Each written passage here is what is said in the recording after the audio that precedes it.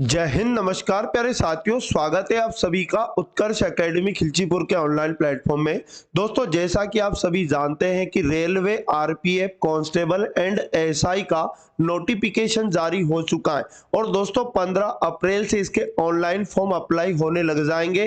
तो दोस्तों, इसके लिए हमने प्रीवियस ईयर पेपर का सॉल्यूशन स्टार्ट किया था, जिसमें हम लोग पिछली बार के पेपर को सॉल्व कर रहे थे। तो दोस्तों, आज की इस क्लास में हम लोग 19 जनवरी 2019 को आरपीएफ कांस्टेबल शिफ्ट नंबर 3 का पूरा पेपर हल करेंगे और दोस्तों 2024 में भी इसी प्रकार का क्वेश्चन पेपर आपको देखने को मिलेगा। तो दोस्तों, पूरी क्लास को आप लोगों को अच्छे से समझना है और सभी क्वेश्चन एग्जाम ओरिएंटेड हैं। तो दोस्तों, चलते हैं आज के पहले और इंपॉर्टेंट क्वेश्चन की ओर, जो आपके सामने आ चुका है। एक बॉक्स में पेन, पेंसिल और रबड़ की संख्याओं का अनुपात अपने को क्वेश्चन में दिया है। यदि पेन, पेंसिल और रबड़ के मूल्य क्रमशः 3 रुपए, 2 रुपए और 2 रुपए है और उस बॉक्स का कुल मूल्य 210 रुपए है, तो बॉक्स में पेनों की संख्या क्या होगी। मतलब हमें क्वेश्चन में अनुपात दिया, एक तो अनुपात दिया दोस्तों पेन का और अनुपात दिया गया क्वेश्चन में पेंसिल का और एक बताया क्वेश्चन में अनुपात रबड़ का। अब दोस्तों, जो अनुपात दिया है ये इनकी संख्या का अनुपात बताया, इनकी संख्या का अनुपात बताया 3:2 और 1। आगे क्या बताया दोस्तों, इसमें एक पेंसिल, पेन और रबड़ के मूल्य का मान दिया है। जैसे कि पेन का मूल्य बताया 3 रुपए और पेंसिल का मूल्य बताया 2 रुपए और उसके बाद में यहाँ पर रबड़ का मूल्य भी 2 रुपए बताया और हमें पूरे बॉक्स की कीमत यहाँ पर बताई गई। तो दोस्तों, हमें क्या करना है, इनके कुल मूल्य की कीमत अगर बनाना है, कुल मूल्य की कीमत अपने को बनाना है तो क्या करेंगे दोस्तों, इनकी संख्या का गुना इनके मूल्य से करना है। तो यहाँ पर क्या हो जाएगा, 3 तिया 9 हो जाएगा, 2 दूनी 4 हो जाएगा और 2 एकम 2 हो जाएगा। तो ये मूल्य का मतलब टोटल कीमत का अनुपात बन जाएगा। अब इस पूरे बॉक्स की कीमत अपने को क्वेश्चन में बताइए, तो हम इस अनुपात को जोड़ेंगे। 9 4 13 और 13 में 2 जोड़ा तो 15, मतलब क्वेश्चन में 15 रेशो का मान 210 बताया। तो हम क्या करेंगे, एक रेशो का मान लाने के लिए 210 में 15 का भाग देंगे, तो 15 से कटेगा 15 एकम 15 और यहाँ पर बचेगा 6, 15 चुको 60, एक रेशो का मान 14 आएगा। क्वेश्चन में कहा पेनों की संख्या बताओ। तो दोस्तों, पेन की संख्या लाने के लिए जो एक अनुपात का मान आया 14, इसका गुना पेन के अनुपात से करना है। मतलब 3 से गुना करेंगे तो 14 × 42, 42 पेन इसका राइट आंसर आ जाएगा। ऑप्शन नंबर डी इसका सही जवाब है। क्वेश्चन नंबर 87 हमें दिया है, सरल कीजिए। मतलब हमें करनी के अंदर करनी, करनी के अंदर करनी, इस प्रकार से क्वेश्चन दिया है और दोस्तों इसको करना है सरल। तो ऐसे क्वेश्चन को आगे से नहीं पीछे से हल किया जाता है। जैसे पीछे लास्ट में अपने को रूट के अंदर कितना दिखाई दे रहा है, 324 दिखाई दे रहा है और दोस्तों 324 का रूट हटेगा तो 18 बार आएगा, क्योंकि 18 का वर्ग 324 होता है। आगे आए तो करनी के अंदर पुनः ये वाला कितना दिखाई दे रहा है, 343 हमें दिखाई दे रहा है और दोस्तों प्लस का चिन्ह है और इसके आगे का सॉल्यूशन हम कर चुके। 18 बना, 18 में अपन 343 को जोड़ेंगे तो 8 3 11, 4 1 5 और एक हासिल का 6 और यहाँ पर बनेगा 361 और ये भी रूट के अंदर आ जाएगा। तो दोस्तों, जो 361 होता है ये 19 का वर्ग होता है। अब देखो अपन क्या करेंगे, इसके आगे आएंगे तो पुनः रूट मिला और इस रूट के अंदर हमें कितना लिखा है, 380 और चिन्ह माइनस का लगा तो माइनस लिखेंगे और 19 को माइनस करेंगे। 10 में से 9 गया, 1 बचेगा और यहाँ पर 7 में से 1 गया तो 6 बचेगा और यहाँ पर कितना आ जाएगा, रूट के अंदर 361 आ जाएगा। तो दोस्तों यहाँ पर पुनः कितना आ जाएगा, 361 19 का वर्ग होता है, तो इतने तक तो हमारे पास 19 आया। इसके आगे गए तो रूट के अंदर 343 बना, इसमें से पुनः माइनस करना है और कितना माइनस करना है, 19। तो रूट के अंदर कितना बचेगा, 13 में से 9 गया, 4 बचेगा और यहाँ पर 3 में से 1 जाएगा तो हमारे पास 2 बचेगा और यहाँ पर दोस्तों कितना हो जाएगा, 324। रूट के अंदर हमारे पास 324 बचेगा और हम जानते हैं कि जो 324 होता है ये 18 का वर्ग होता है। मतलब इसका करनी हटेगा तो 18 आ जाएगा। मतलब ये पूरा सोल्व होने पर 18 राइट आंसर बनेगा। ऑप्शन नंबर डी इस क्वेश्चन का बिल्कुल राइट आंसर है। अगला और इंपॉर्टेंट क्वेश्चन है किसी निश्चित राशि को 12% की साधारण वार्षिक ब्याज दर 5 वर्षों के लिए जमा करने पर 4200 रुपये ब्याज प्राप्त होता है। जमा की गई राशि ज्ञात कीजिए। तो सबसे पहले यहाँ पर हम क्या करेंगे, साधारण ब्याज निकालेंगे दोस्तों, है ना। साधारण ब्याज, ठीक है ना। ब्याज अपने को दिया है कितना, 4200 दिया, और हम जानते हैं कि साधारण ब्याज का जो फॉर्मूला होता है मूलधन गुना दर गुना समय, समय मतलब टाइम, और बटे में क्या 100 होता है। अब साधारण ब्याज का मान क्वेश्चन में दिया है कितना, तो 4200 रुपए बराबर मूलधन अपने को ज्ञात करना है तो P मान लो, और R का मान दिया है दर 12% गुना समय का मान दिया है दोस्तों क्वेश्चन में 5 वर्ष दिया है, और बटे में क्या जाएगा 100 आ जाएगा। अब इसको हल करने के लिए क्या करेंगे दोस्तों, P को यहीं रखेंगे, और ये जो 4200 है भाग का 100 इधर आएगा तो गुना में चला जाएगा, और गुना से 12 और 5 इधर आएगा तो भाग में चला जाएगा। अब इसे हम कैंसिल आउट करेंगे तो यहाँ पर काटेंगे, 5 से काटा तो ये हो जाएगा दोस्तों 20, ठीक है ना। और 12 का भाग देंगे तो 12 12 चुकू 48 ज्यादा हो जाएगा, 12 36, 6 बचा, 12 पंजे 60, और यहाँ पर हो जाएगा 0। अब दोस्तों P का मान लाने के लिए हमें क्या करना होगा, 35 का गुना 2 से करेंगे तो 70, और 70 में 2 जीरो और बढ़ जाएगा। मतलब दोस्तों मूलधन का मान जो आएगा 7000 रुपये आएगा, और ऑप्शन नंबर सी इस क्वेश्चन का बिल्कुल करेक्ट आंसर होगा।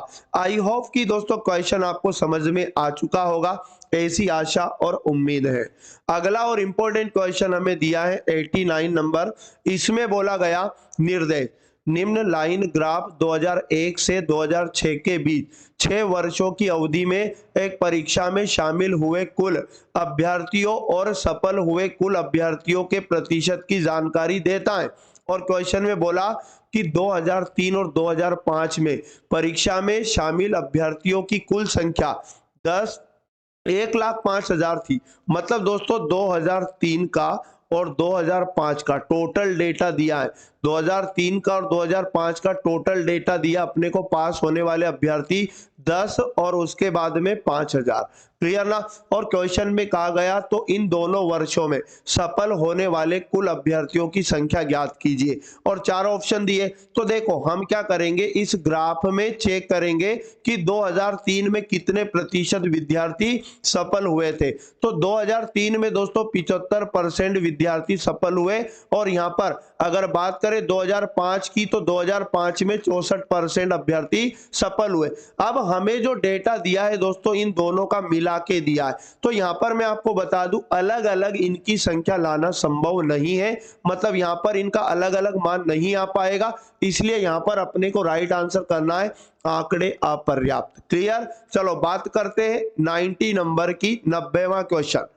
राज्य स्तर की क्रिकेट टीम के सभी 11 खिलाड़ियों का औसत भार 78 किलोग्राम है, ठीक है ना। मतलब आपको डायरेक्ट करना है क्या, हमें क्वेश्चन में दिया एक तो औसत और एक दिया दोस्तों आंकड़ों की संख्या। तो हम क्या करेंगे, सर्वप्रथम औसत का गुना संख्या से करेंगे तो हमारे पास निकल के आएगा योग, ठीक है ना। तो देखो क्या करेंगे, 11 लोगों का औसत दिया 78, तो 78 का गुना करना 11 से, तो इनका अपने पास 11 खिलाड़ियों का आयु का योग निकल के आ जाएगा, ठीक है ना। मतलब भार का योग आ जाएगा 11 × 88 कैरी 8, और 11 × 77, और 77 में 8 जोड़ेंगे दोस्तों तो 85 हो जाएगा। मतलब 11 का योग कितना आया हमारे पास, 858 आया। क्वेश्चन में क्या बोला गया, यदि उसमें कोच भी शामिल कर लिया जाए। अगर कोच को शामिल कर लेंगे 11 खिलाड़ियों में तो दोस्तों टोटल संख्या हो जाएगी 12, और औसत भार 1 किलोग्राम बढ़ जाता है। पहले औसत किलोग्राम कितना था 78, अब 1 किलोग्राम बढ़ जाएगा मतलब 79 किलो हो जाएगा। तो दोस्तों पुनः 12 का गुना 79 से करेंगे तो 12 लोगों के भार का पुनः योग बन जाएगा नया, ठीक है ना। तो 12 नमे की 108 के 8 कैरी 10, 12 सते की 84 और 10 हो जाएगा 94। मतलब नया योग कितना आया हमारे पास, तो 948 निकल के आया। अब दोस्तों क्वेश्चन में पूछा गया कि कोच का भार कितना है। कोच का भार लाने के लिए क्या करेंगे दोस्तों, 948 में से माइनस करना होगा 11 खिलाड़ियों का वजन 858 को, तो 8 में से 8 गया 0, 14 में से 5 गया 9, यानी कि 90 किलोग्राम वजन जो बचेगा दोस्तों ये कोच का बच जाएगा। इस प्रकार ऑप्शन नंबर डी इस क्वेश्चन का बिल्कुल करेक्ट आंसर हो जाएगा। चलो बात करते हैं दोस्तों 91 नंबर की जो हमारे सामने है। एक पुस्तक पर 1500 रुपए का अंकित मूल्य है, यदि इस पर 10% की छूट देने के बाद भी 20% का लाभ अर्जित करता है तो पुस्तक का क्रय मूल्य ज्ञात कीजिए। देखो सबसे पहले अपन क्या करेंगे, प्रश्न में अंकित मूल्य दिया है 1500 रुपए, तो दोस्तों हम क्या करेंगे, सबसे पहले हम इस वस्तु का विक्रय मूल्य निकालेंगे। तो हम क्या करेंगे, ये जो 1500 है अंकित मूल्य ये 100% था। अब छूट हमेशा अंकित मूल्य पर दी जाती है और क्वेश्चन में 10% छूट बताए, तो दोस्तों 1500 पे 10% की छूट दी जाएगी तो 90% में बेचा जाएगा।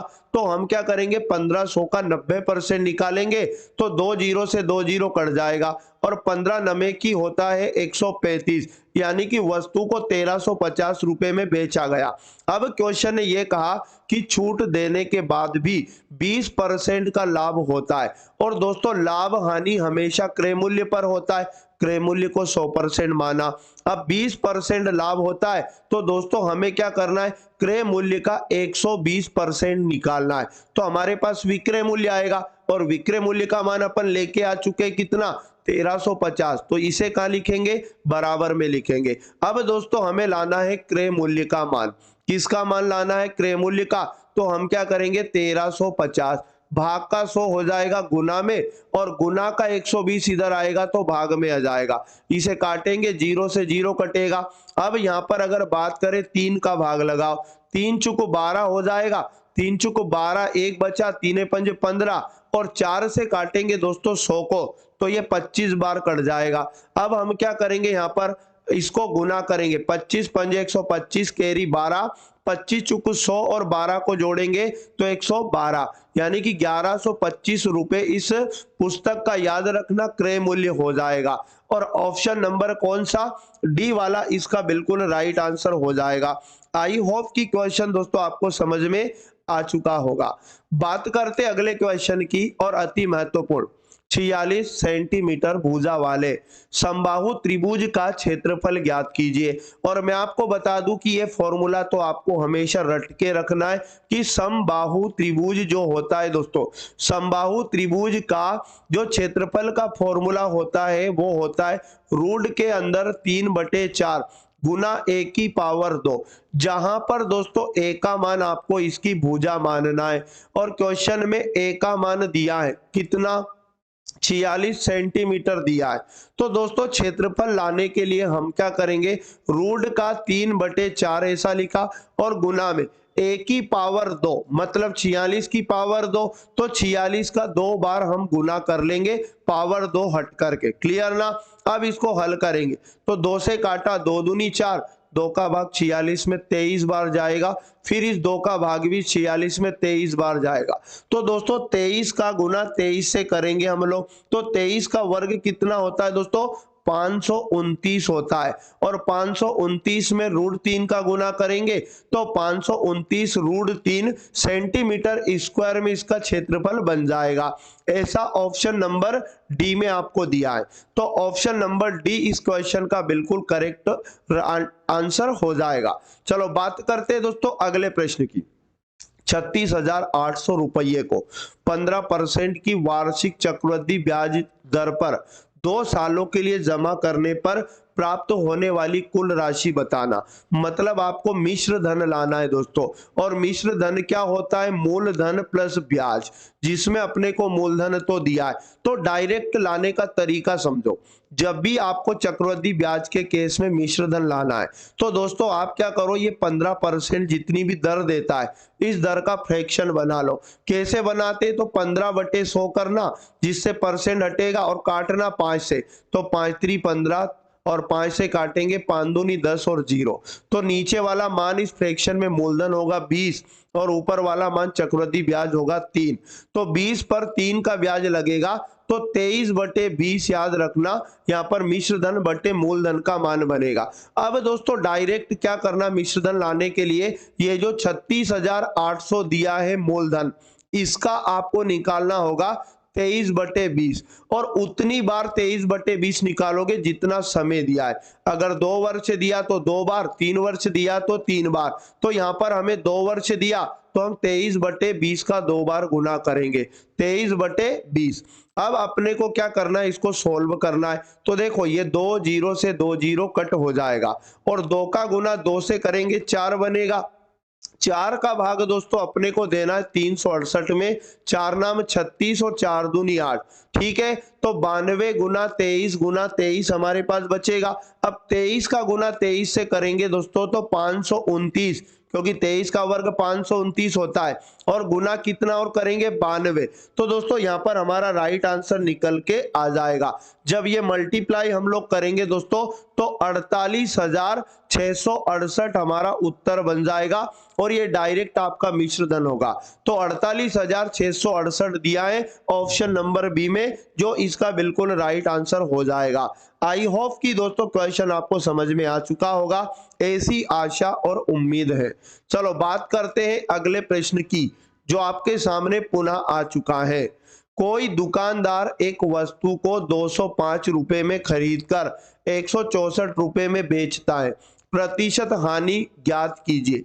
मतलब प्रश्न में हमें एक तो क्रय मूल्य बताया और दोस्तों क्रय मूल्य बताया 205 रुपए, और इसी प्रश्न में अपने को विक्रय मूल्य बताया और विक्रय मूल्य का मान बताया 164 रुपए। मतलब 205 में वस्तु को खरीदा और 164 में बेचा, तो डेफिनेटली दोस्तों ऐसे में क्या हुई हानि, और हानि लाने का जो फॉर्मूला होता है क्रय मूल्य माइनस विक्रय मूल्य करेंगे। मतलब 205 में से अगर 164 को घटा देंगे तो हमारे पास निकल कर आएगा दोस्तों हानि, और इसको घटाने पर कितना बचेगा, 5 में से 4 गया 1 और 10 में से 6 गया 4, 41 रुपए की हानि हो जाएगी। अब क्वेश्चन ने हमसे पूछा कि हानि परसेंट क्या होगा। तो दोस्तों हानि परसेंट का जो फॉर्मूला होता है हानि बटे क्रय मूल्य, और क्रय मूल्य अपने को क्वेश्चन में दिया है 205 और गुना में 100 करेंगे, तो यहाँ पर हानि का परसेंट निकल के आ जाएगा। अब दोस्तों यहाँ पर काटेंगे 41 से, 205 को ये 5 बार कटेगा और 5 का भाग देंगे हम लोग 100 में, तो 5 दूनी 10 और 0 यानी कि 20% की क्या हो जाएगी हानि, और ऑप्शन नंबर ए इस क्वेश्चन का बिल्कुल सही जवाब हो जाएगा। आई होप कि क्वेश्चन आपको समझ में आ चुका होगा। बात करते हैं 95 नंबर की। एक आयत की चौड़ाई 75 सेंटीमीटर और इसके विकर्ण की लंबाई 195 सेंटीमीटर है। आयत का परिमाप ज्ञात कीजिए। और दोस्तों जो आयत का परिमाप होता है इसका फॉर्मूला क्या होता है, ये आपको बहुत अच्छे तरीके से याद होना चाहिए। तो आयत का परिमाप जो होता है दोस्तों 2 कोष्ठक में लंबाई प्लस चौड़ाई, ये आयत के परिमाप का फॉर्मूला होता है। अब क्वेश्चन में हमें यहाँ पर 2 कोष्ठक में लंबाई तो दिया है, लंबाई नहीं दिया है, लंबाई नहीं दिया है, चौड़ाई दिया है। अब लंबाई लाना पड़ेगा, तो लंबाई कहां से आएगी दोस्तों, ये विकर्ण के माध्यम से आएगी। ये विकर्ण दिया तो आयत के विकर्ण का फॉर्मूला भी हमें लगाना होगा, और आयत का जो विकर्ण होता है दोस्तों रूट के अंदर लंबाई का वर्ग प्लस चौड़ाई का वर्ग होता है, ठीक है। अब क्या करेंगे, वैल्यू पुट करेंगे विकर्ण के फॉर्मूले में। तो विकर्ण की जगह अपन लिखेंगे जो दिया है 195, और ये रूट हटेगा दोस्तों इधर से, तो 195 पे लग जाएगा वर्ग।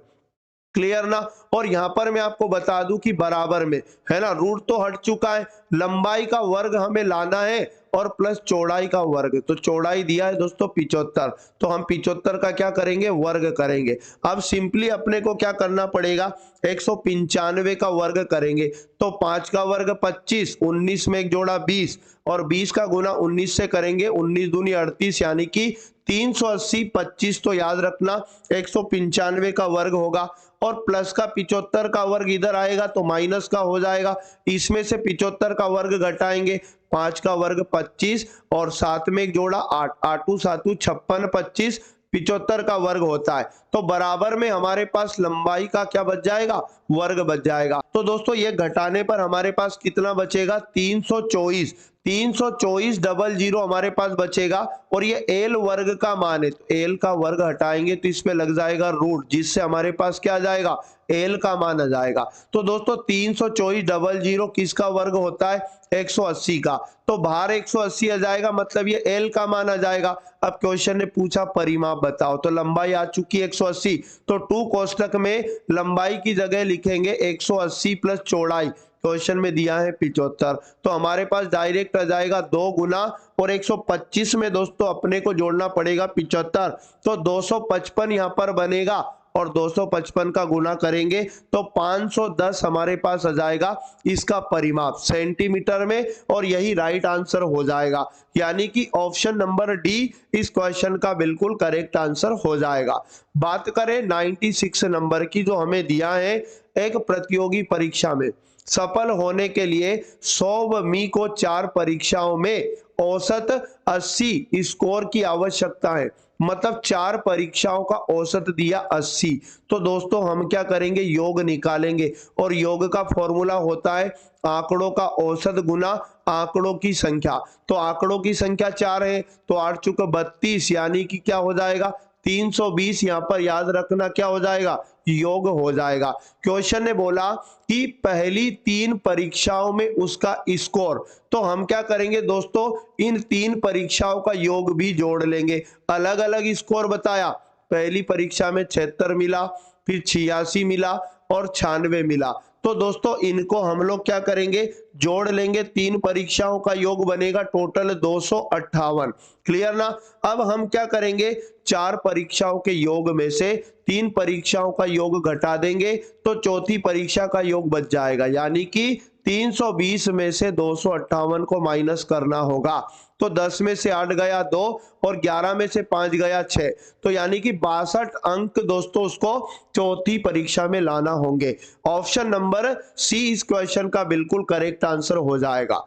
बात करते अगले क्वेश्चन की, जो हमारे सामने है एक बॉक्स में 70 डिटर्जेंट सोप थे, मतलब टोटल डिटर्जेंट सोप कितने थे दोस्तों, 70, जिसमें से 63 उपयोग कर लिए गए, मतलब 63 का क्या हो चुका है दोस्तों, उपयोग हो चुका है। तो हम क्या करेंगे, यहाँ पर 70 टोटल में से 63 को घटाएंगे तो 7 ऐसे सोप बच जाएंगे जिनका उपयोग नहीं हुआ, जिनका उपयोग दोस्तों नहीं हुआ। क्वेश्चन ने कहा बॉक्स में अब कितने परसेंट डिटर्जेंट सोप बचे, मतलब 7 सोप और बचे हैं और इनको परसेंट में बताना है, किसके साथ, तो टोटल के साथ, यानी कि 70 के साथ, तो बटे में टोटल आएगा और गुना 100 करेंगे, डायरेक्ट राइट आंसर आ जाएगा। 7 से काटेंगे 10 बार कट जाएगा और 0 से 0 कटकर हमारे पास कितना बचेगा, 10% इस क्वेश्चन का राइट आंसर आ जाएगा, मतलब ऑप्शन नंबर ए इस क्वेश्चन का बिल्कुल सही जवाब है। बात करते हैं दोस्तों अगले क्वेश्चन की, x बराबर 0.48 फिर 888 इस प्रकार से अनलिमिटेड टाइम तक 8 दिया है, तो x बराबर 0.4, जब हमारे पास किसी भी अंक का बार बार रिपीटेशन होता है दोस्तों, तो हम क्या करते हैं, उस अंक पर बार लगा देते हैं, क्या लगा देते हैं, बार, मतलब हम क्या करेंगे 0.4 और 8 पे बार लगा देंगे। अब दोस्तों इसका बनाना है फ्रैक्शन, क्वेश्चन ने कहा कि भिन्न में मतलब अंश बटे हर बनाओ, तो अब यहाँ बार हटाने वाला नियम लगाएंगे। तो बार कैसे हटाया जाता है दोस्तों, जितने अंकों पर बार होता है बटे में उतने 9 आते, तो यहाँ 1 अंक पर बार है तो बटे में एक 9 आएगा, और जितने अंकों पर बार नहीं है 9 के बाद उतने 0 आते हैं, तो 1 अंक पे बार नहीं है तो यहाँ पर 0 आ जाएगा 9 के बाद। अब दोस्तों टोटल अपने पास ये जो संख्या है दशमलव के बाद इसको लिखेंगे 48 और इसमें से उसको घटाएंगे जिस पर बार ना हो, तो 4 पे बार नहीं है तो 4 को घटाएंगे, तो 48 में से 4 गया तो 44 और बटे में आ जाएगा 90। इसका आंसर जो आएगा दोस्तों 44 बटे 90 इसका भिन्न का मान होगा। ऑप्शन नंबर सी इस क्वेश्चन का बिल्कुल राइट आंसर है। बात करते हैं 99 नंबर का क्वेश्चन हमें दिया है मोस्ट और आईएमपी, इसमें हमें x का मान बताना है। तो दोस्तों बराबर के इधर जब हम देखेंगे तो हमारे पास क्या लिखा, रूट के अंदर 157 माइनस एक्स, और बराबर के इधर भी रूट के अंदर 55 माइनस रूट का 121 लिखा।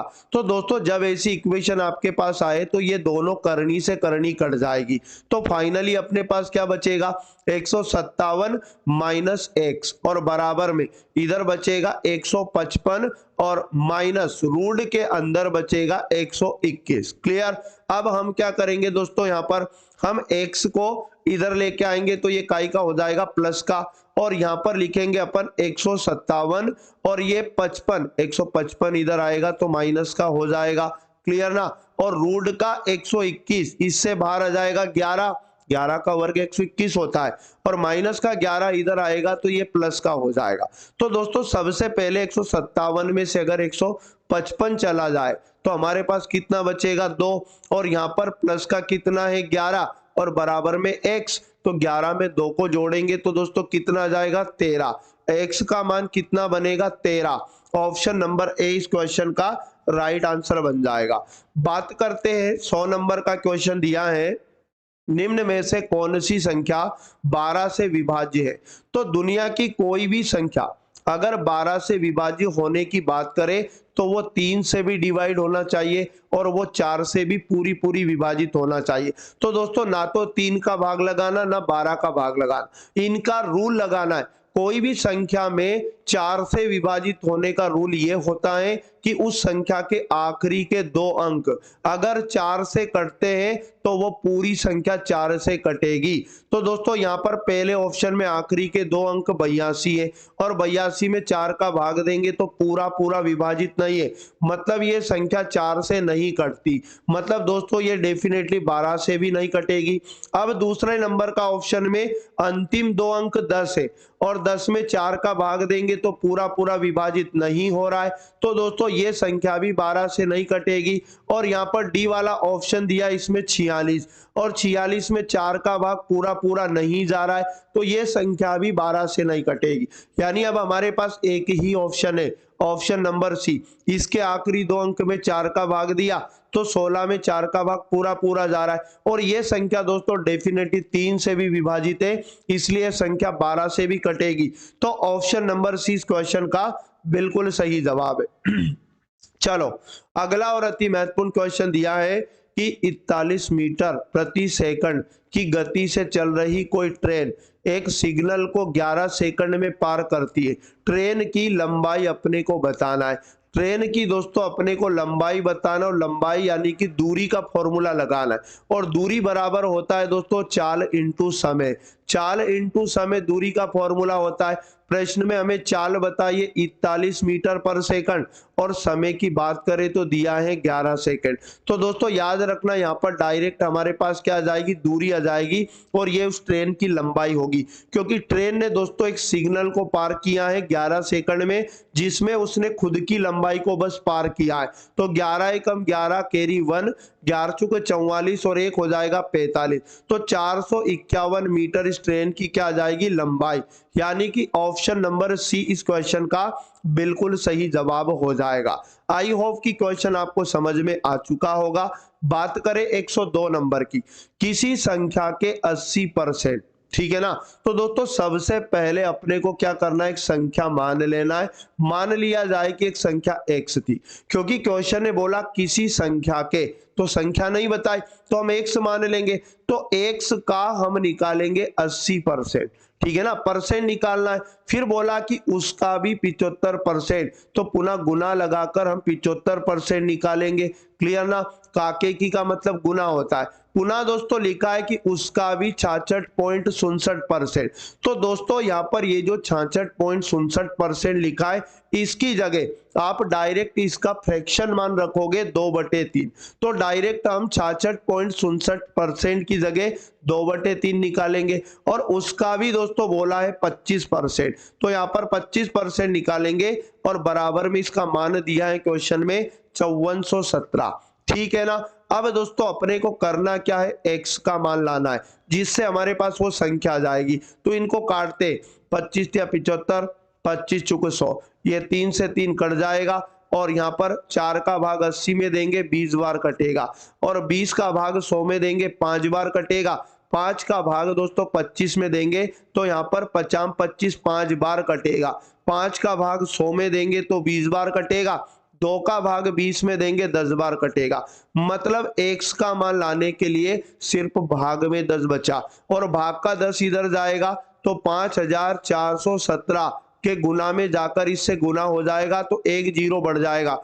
मतलब वो संख्या हमारे पास 5400 मतलब 54,170 आ जाएगी। क्वेश्चन ने ये कहा कि उस संख्या का 40% कितने के बराबर होगा। तो हम क्या करेंगे 54,170 का दोस्तों डायरेक्ट 40% निकालेंगे। तो 40/100 और 2 जीरो से 2 जीरो काटो। 4 सती की 28 कैरी 2, 4 एकम 4 और 2 6, 4 चुक 16 के 6 कैरी 1, 4 पंज 20 और 1 21। यानी दोस्तों उस संख्या का 40% 21,668 बनेगा। ऑप्शन नंबर सी इसका बिल्कुल राइट आंसर हो जाएगा। चलो बात करते हैं 103 नंबर और वेरी मोस्ट आईएमपी क्वेश्चन की। सरल कीजिए, इसको सरल करना है। तो दोस्तों बोर्डमास रूल के अकॉर्डिंग सबसे पहले ब्रैकेट को हल करेंगे। तो देखो इस बड़े ब्रैकेट में क्या लिखा 2 का क्यूब, और 2 का क्यूब हम जानते हैं 8 होता है।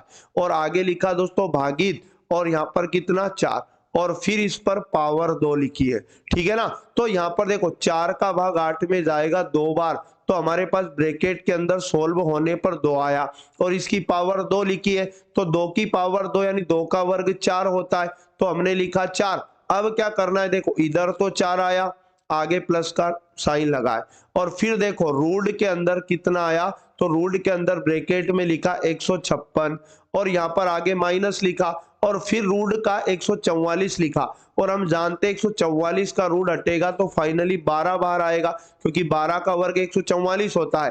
तो यहाँ पर 4 प्लस, और रूट के अंदर 156 में से 12 को घटाएंगे तो 4 बचा, यहाँ भी 4 बचा, यहाँ 1 बचा। तो दोस्तों 4 प्लस रूट का 144, 144 12 का वर्ग होता है, तो 12 प्लस 4 कितना हो जाएगा 16। मतलब इस क्वेश्चन का राइट आंसर कितना बनेगा 16। ऑप्शन नंबर ए बिल्कुल सही जवाब हो जाएगा। अगला और अति महत्वपूर्ण क्वेश्चन दिया है कि निम्न लाइन ग्राफ 2001 से 2006 के बीच 6 वर्षों की अवधि में एक परीक्षा में शामिल हुए कुल अभ्यर्थियों और सफल हुए कुल अभ्यर्थियों के प्रतिशत की जानकारी देता है। क्वेश्चन में बोला कि 2002 में कुल सफल अभ्यर्थियों की संख्या 96,000 थी। मतलब 2002 में जो सफल हुए थे विद्यार्थी संख्या दोस्तों उनकी 96,000 थी। तो 2002 में परीक्षा में शामिल होने वाले अभ्यर्थियों की कुल संख्या बताओ। तो दोस्तों इस ग्राफ में हम चेक करेंगे कि 2002 में है ना परसेंट में कितने विद्यार्थी सफल हुए। तो 2002 में जो परसेंटेज दिया इस ग्राफ में 64% दिया। मतलब दोस्तों 2002 का डेटा यहाँ पर 96,000 का मान दिया, कितना 96,000 का मान दिया 64%। तो सर्वप्रथम हम 1% का मान लाने के लिए 96,000 में भाग देंगे 64 का, तो 1% का मान आएगा। अब 2002 में कुल अभ्यर्थी लाना है दोस्तों, तो वो कुल अभ्यर्थी जो थे वो अपने आप में 100% थे। तो जो 1% का मान बना 96,000 बटे 64, इसमें करना है 100 का गुना, जिससे 100% का मान अपने पास निकल के आ जाएगा। देखो 16 चुकू 64 और 16 छंकी 96 और उसके बाद 000 यहाँ पर आ जाएगा। 4 का भाग देंगे तो यहाँ पर कितनी बार 15 चुकू 60 और 0 0 1500 बार चला जाएगा, और 1500 में 100 का गुना और करेंगे तो 2 जीरो और बढ़ जाएगी। तो 1,50,000 विद्यार्थी कुल 2002 में इस परीक्षा में शामिल हुए थे, और 1,50,000 ऑप्शन नंबर ए इस क्वेश्चन का बिल्कुल राइट आंसर बन जाएगा। चलो बात करते हैं अगले क्वेश्चन की जो आपके सामने आ चुका है। 650 मीटर लंबे पुल के एक सिरे पर लगे सिग्नल को पार करने में एक ट्रेन 35 सेकंड का समय लेती है। यदि पुल को पार करने में ट्रेन द्वारा लगने वाला समय 100 सेकंड है तो ट्रेन की लंबाई बताओ। तो सर्वप्रथम हम ट्रेन की लंबाई मान लो 100 मीटर थी। अब एक फॉर्मूला आपको याद होना चाहिए, चाल बराबर होता है दूरी बटे समय, दूरी बटे समय। तो दोस्तों प्रश्न में पहले केस में ट्रेन के द्वारा इसको पार किया गया एक सिग्नल को, ठीक है ना, और सिग्नल को ट्रेन ने 35 सेकंड में पार किया। ऐसे में ट्रेन ने स्वयं की लंबाई को पार किया, तो स्वयं की लंबाई कितनी मानी हमने x, और कितने समय में पार किया, 35 सेकंड में। तो ये ट्रेन की चाल बन गई। और दूसरे केस में इस ट्रेन ने एक पुल को पार किया, तो पुल को पार करने में दोस्तों ट्रेन ने खुद की लंबाई और पुल की लंबाई जो अपने को दी है क्वेश्चन में 650, इस दोनों को पार किया। और याद रखना बटे में समय कितना दिया है, 100 सेकंड। तो दोस्तों ये दोनों वैल्यू आपस में क्या हो जाएगी, बराबर हो जाएगी। अब इससे x का मान लाएंगे तो इनका क्रॉस मल्टीप्लाई होगा, 100 का गुना x से करेंगे दोस्तों तो 100x बनेगा, और बराबर में 35 का गुना x से करेंगे तो क्या बनेगा, 35x, और यहाँ पर प्लस लगाए लगाओ, और यहाँ पर 650 का गुना किससे हो जाएगा, 35 से हो जाएगा। क्लियर। अब देखो 100x और 35x, इसको सोल्व करेंगे तो 100x में से अपना माइनस हो जाएगा दोस्तों कितना, 35x, और बराबर में क्या बच जाएगा, 650 गुना 35। इसको घटाएंगे अपन तो हमारे पास कितना बचेगा दोस्तों, तो यहाँ पर अपने पास 9 में से 3 गया 6, मतलब 65x यहाँ बचेगा, और बराबर 650 और गुना में हो जाएगा 35। हमें x का मान चाहिए तो 650 गुना 35, और गुना का 65 इधर आएगा तो भाग में चला जाएगा, और 65 से 650 10 बार कट जाएगा, तो x का मान 35 गुना 10 यानी कि 350 x का मान आ जाएगा। और ऐसा ऑप्शन दिया है किसमें, सी वाले में, यही ट्रेन की लंबाई हो जाएगी। तो आई होप क्वेश्चन आपको समझ में आ चुका होगा। आगे बढ़ते हैं दोस्तों अगले प्रश्न की ओर। अगला क्वेश्चन लिखा है कि 1352 को 9 से विभाजित करने पर कितना शेष बचेगा। क्वेश्चन में ऐसा बोला। तो दोस्तों सबसे आसान तरीका भाई कि 1352 में 9 का भाग लगा दो बस। तो एक बार जाएगा, पहले तो 9 एकम 9, तो 13 में से 9 गया, कितना बचेगा, 4, ऊपर से उतारा 5, तो 9 पंजे 45, यहाँ पर आ जाएगा 5 बार भाग देने पर 0 0 शेष। अब उतारेंगे अपन ऊपर से 2, तो अब कुछ भी भाग नहीं जाएगा, तो नीचे ये 2 ही बच जाएगा। तो फाइनली शेषफल कितना बचेगा दोस्तों, 2। क्वेश्चन ने भी यही पूछा है कि 9 से भाग देने पर शेषफल क्या होगा, तो 2 होगा। ऑप्शन नंबर बी बिल्कुल राइट आंसर हो जाएगा। क्वेश्चन नंबर 107, दो संख्याओं का लघुत्तम 39 और महत्तम 13 है, उनमें से एक संख्या 13 है तो दूसरी संख्या ज्ञात कीजिए। एक फॉर्मूला याद रखिएगा कि दो संख्याओं में पहली संख्या का गुना अगर दूसरी संख्या से किया जाए तो उनका एलसीएम गुना उनका एचसीएफ, ये वैल्यू आपस में दोस्तों बराबर हो जाती है। अब क्या करेंगे, पहली संख्या अपने को क्वेश्चन में बताइए 13 गुना दूसरी संख्या का मान अपने को लाना है। क्वेश्चन में इनका एलसीएम दिया 39 गुना एचसीएफ दिया दोस्तों 13, तो अपने को दूसरी संख्या का मान लाना है। तो 39 गुना 13 यहाँ तो लिखा है, और गुना का 13 इधर आएगा भाग में, तो 13 से 13 कट जाएगा, तो दूसरी संख्या का मान कितना बचेगा, 39। और यही हमसे पूछा है, ऑप्शन नंबर सी इस क्वेश्चन का बिल्कुल करेक्ट आंसर बन जाएगा। बात करते हैं 108 नंबर की। किसी निश्चित राशि के दो हिस्सों का अनुपात दिया है 6:5, मतलब पहला हिस्सा 6 के अनुपात में और दूसरा हिस्सा 5 के अनुपात में। और क्वेश्चन में पहले हिस्से का मान दिया है 96 रुपए, मतलब 6 अनुपात का मान क्वेश्चन में दिया 96। तो हम क्या करेंगे, डायरेक्ट एक अनुपात का मान लाने के लिए 96 में दोस्तों 6 का भाग देंगे, तो 6 कम 6 3 बचा, 6 छंग 36। क्वेश्चन में पूछा गया कुल राशि बताओ। कुल राशि कितनी हो जाएगी दोस्तों, 6 अनुपात और 5 अनुपात को जोड़ेंगे तो टोटल अनुपात बनेगा 11 अनुपात। तो जो एक अनुपात का मान आया 16, 16 का गुना 11 से करेंगे तो कुल राशि आ जाएगी 11 छंग 66 कैरी 6, 11 एकम 11 और 6 17। तो दोस्तों 176 रुपए कुल राशि आ जाएगी। ऑप्शन नंबर बी इसका राइट आंसर बन जाएगा। बात करते हैं क्वेश्चन नंबर 109 की। निर्देश, निम्न लाइन ग्राफ 2001 से 2006 के बीच 6 वर्षों की अवधि में एक परीक्षा में शामिल हुए कुल अभ्यर्थियों और सफल हुए कुल अभ्यर्थियों के प्रतिशत की जानकारी देता है। निम्न में से किन वर्षों में परीक्षा में शामिल कुल विद्यार्थियों की तुलना में सफल विद्यार्थियों का प्रतिशत सबसे कम था। देखो सबसे आसान तरीका, पहले ऑप्शन के अकॉर्डिंग चले, 2002 से 2003 के बीच में परसेंटेज कितना था, मतलब अंतर कह रहा है ना। यहाँ पर क्या कह रहा है दोस्तों, अंतर अपने को बताना है किन दो वर्षों का अंतर क्या था, सबसे कम था। तो पहले ऑप्शन में 2002 का डेटा देखो कितना था, 64, तो यहाँ पर 64% था, और 2003 का 75 था। तो हम क्या करेंगे, 75% में से 64% को माइनस करेंगे, तो हमारे पास कितना बचेगा दोस्तों, इनका जो अंतर आ जाएगा 11% का अंतर आ जाएगा। ठीक है ना। आगे अगर बात करें ऑप्शन नंबर बी के अकॉर्डिंग, तो 2004 और 2005 के बीच का अंतर देखो, 2004 में कितना था, 77, और 2005 में 64 था। तो दोस्तों 77 में से अपन कितना घटाएंगे, 64 घटाएंगे, तो यहाँ पर अंतर कितना बनेगा, 7 में से 4 गया, 3 बचेगा, 7 में से 6, मतलब 13% का अंतर था। ऑप्शन नंबर सी के अकॉर्डिंग देखो, 2001 और 2002 के बीच, तो 2001 में दोस्तों कितना परसेंट विद्यार्थी पास हुए, 50, और 2002 में कितना हुआ, 64। तो हम क्या करेंगे, 64 में से 50 को घटाएंगे, तो यहाँ अंतर 14% का बनेगा। और ऑप्शन नंबर डी के अकॉर्डिंग देखा जाए तो 2003 से 4 का अंतर देखना है। 2003 में 75% था, 2004 में 77 था, तो 77% में से अगर 75% को घटाया जाए तो 2% बचेगा। तो सबसे कम अंतर बताओ कहां पर था, डी वाले ऑप्शन में 2% का अंतर था। तो 2003 और 2004 का अंतर सबसे कम था। ऑप्शन नंबर डी इसका बिल्कुल करेक्ट आंसर बन जाएगा। बात करते हैं दोस्तों अगले क्वेश्चन की, राम और राज की आयु का अनुपात।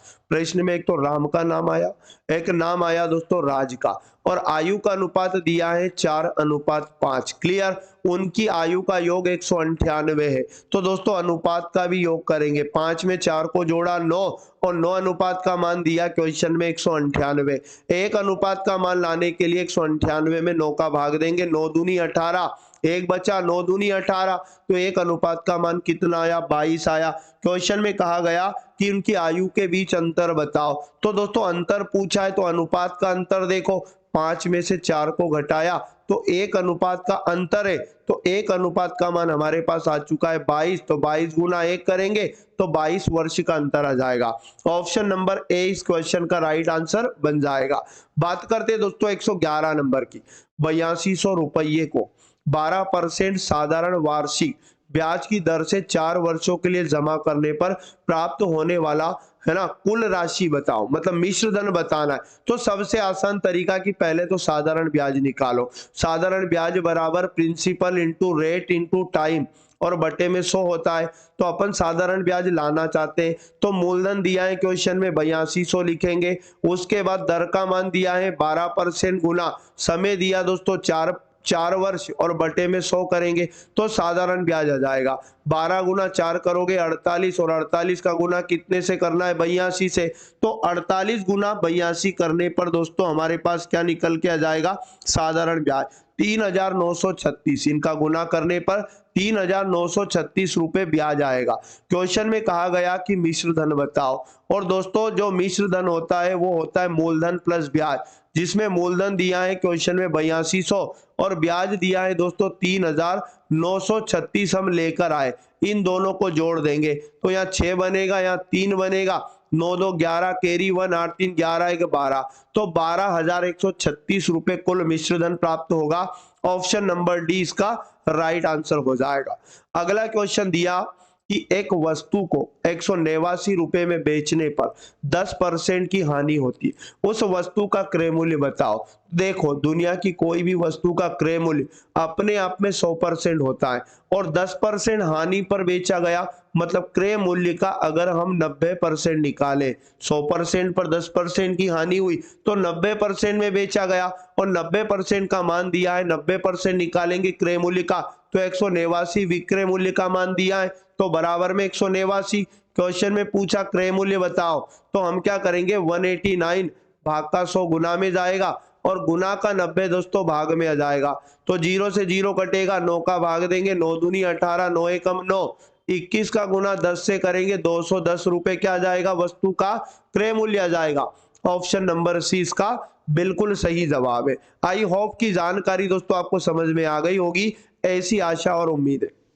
चलो बात करते हैं अगला आईएमपी क्वेश्चन। इसमें बोला गया क्वेश्चन में सरल कीजिए, मतलब इसको बोर्डमास रूल के अकॉर्डिंग हल करना है। तो सबसे पहले ब्रैकेट हल होगा और ब्रैकेट में पहले छोटा ब्रैकेट हल होगा। तो मैं डायरेक्ट कर रहा हूं, देखो ब्रैकेट छोटे ब्रैकेट के अंदर लिखा 6 - 14 भागी 7। तो पहले भाग होगा, तो 7 का भाग 14 में देंगे, 7 दूनी 14 और 6 में से दोस्तों 2 जाएगा तो छोटे ब्रैकेट में 4 आया। अब मझले ब्रैकेट की बारी है, तो मझले ब्रैकेट में क्या लिखा देखो 85, फिर उसके बाद भागित 5 लिखा, फिर माइनस इसके अंदर कितना आया दोस्तों 4 आया और फिर भागित कितना है 4। और ये मझले ब्रैकेट को हल करेंगे तो मझले ब्रैकेट में पहले क्या होगा भाग होगा। तो 5 का भाग 85 में देंगे 17 और 4 का भाग 4 में देंगे 1। तो मझले ब्रैकेट में लिखा है 17 - 1, तो कितना बचेगा दोस्तों 16। ठीक है ना। अब मझला ब्रैकेट सोल्व होने पर 16 आया। अब बारी है बड़े ब्रैकेट की, तो लिखेंगे 46 माइनस और इधर कितना आया 16। तो 46 में से 16 को घटा लो तो यहाँ पर 0 बचेगा और यहाँ 3, मतलब हमारे पास 30 आएगा। अब बड़े ब्रैकेट तक हमारा क्वेश्चन सोल्व हो चुका है। बड़े ब्रैकेट से बाहर आए तो क्या मिला 84 माइनस इधर कितना है 30, तो 84 में से 30 जाएगा तो कितना बचेगा 8 में से 3 गया 5, मतलब 54। इस क्वेश्चन का राइट आंसर आएगा option number A. I hope कि क्वेश्चन आपको समझ में आ चुका होगा। बात करते हैं अगला क्वेश्चन। एक चतुर्भुज की भुजाओं का अनुपात दिया है ना। चतुर्भुज में 4 भुजाएं होती है। पहली भुजा का अनुपात 2 है, दूसरी का 3 है और तीसरी का 4 है, चौथी का 5 है। ठीक है ना। और इसका परिमाप दोस्तों, किसी भी चीज का परिमाप उसका सभी भुजाओं का योग होता है। तो हमें इन सभी भुजाओं का योग दिया 224। तो हम क्या करेंगे अनुपात का योग करेंगे, 2:3:4:5 को जोड़ेंगे और इन सबके योग का मान दिया 224। इसका मतलब 5 4 9, 9 3 12, 12 2 14, 14 अनुपात का मान कितना दिया 224 दिया है। साथियों एक अनुपात का मान लाने के लिए 224 को भाग देना है 14 का। ठीक है ना। तो 14 एकम 14 है ना, 14 एकम 14। ठीक है ना। और 8 बचा, 14 छंकी 84। एक अनुपात का मान 16 आया। क्वेश्चन में कहा गया सबसे छोटी वाली भुजा बताओ। तो सबसे छोटा अनुपात कौन सा है, तो आप कहोगे सर 2 अनुपात है। तो 2 अनुपात का गुना 1 अनुपात के मान से करेंगे 16 से। तो सबसे छोटी भुजा का मान आ जाएगा 16 दूनी 32। ऑप्शन नंबर डी इस क्वेश्चन का राइट आंसर हो जाएगा। बात करते हैं अगले क्वेश्चन की जो आपके सामने आ चुका है दोस्तों। 5 संख्याओं का औसत दिया है 121। तो हम तुरंत पांचों संख्याओं का योग निकालेंगे। तो 121 में गुना करेंगे 5 का। औसत गुना संख्या योग होता है 5 एकम 5 और 5 दूनी 10 कैरी 1, 5 एकम 5 और 1 6, 605 क्या आ जाएगा दोस्तों 5 संख्याओं का योग हमारे पास निकल के आ जाएगा। क्लियर। आगे बात करते, यह कह रहा है एक संख्या को निकालने पर भी औसत समान ही रहता है। अब एक संख्या कम कर देंगे 5 में से तो 4 संख्याएं रह जाएगी और औसत दोस्तों अभी भी 121 रहेगा। तो 121 का गुना 4 से करेंगे तो 4 एकम 4, 4 दूनी 8 हो जाएगा, फिर 4 एकम 4, मतलब 4 संख्याओं का योग कितना बनेगा 484। क्वेश्चन में कहा गया कि निकाली गई संख्या बताओ। निकाली गई संख्या बताओ क्या हो जाएगी। तो दोस्तों 605 में से 484 को घटाओ, 605 माइनस 484 निकाली गई संख्या बच जाएगी। 5 में 4 गया 1, 10 में से 8 गया 2 और यहाँ पर 5 में से 4 गया 1। 121 निकाली गई संख्या का मान होगा। ऑप्शन नंबर डी इस क्वेश्चन का बिल्कुल करेक्ट आंसर है। क्वेश्चन नंबर 116 हमें दिया है मार्कस रेस का पहला हिस्सा 320 किलोमीटर प्रति घंटे की गति से और दूसरा हिस्सा 480 किलोमीटर प्रति घंटे की गति से तय करता है। दोनों हिस्सों में उसकी औसत गति ज्ञात करो।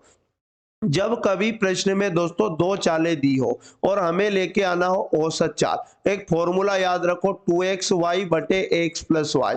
ये औसत चाल का फॉर्मूला होता है। x का मान पहली चाल होगा मतलब 320 और y का मान दोस्तों क्या होगा 480 दूसरी चाल। इस फॉर्मूले में वैल्यू पुट करेंगे तो 2 इंटू एक्स की जगह लिखना है 320 गुना y का मान अपने को लिखना है 480 और बटे में x प्लस वाई का मान। तो दोस्तों x प्लस वाई को जोड़ेंगे तो 320 और प्लस y का मान कितना है 480, इन दोनों को जोड़ेंगे तो 0 8 2 10 की 0 कैरी 1, 4 3 7 और 1 कितना 8, बटे में कितना आएगा 800 आएगा। ठीक है, अब इनको काट लेते, 0 से 0 कट जाएगा, ये 2 0, ठीक है ना। 8 से काटेंगे, 8 चुको 32 और 4 का गुना 2 से करेंगे तो 8 और 8 गुना 48 करने पर औसत चाल आ जाएगी। तो 8 अठैया 64 कैरी आया 6, 8 चुका 32 और 6 कितना हो जाएगा 38। तो 384 दोस्तों किलोमीटर प्रति घंटे में इसकी क्या आ जाएगी, औसत चाल आ जाएगी। मतलब ऑप्शन नंबर डी इस क्वेश्चन का बिल्कुल सही जवाब बन जाएगा। चलो अगला क्वेश्चन हमारे पास है, एलपीजी सिलेंडर का मूल्य 488 रुपए से बढ़कर 610 रुपए हो गया।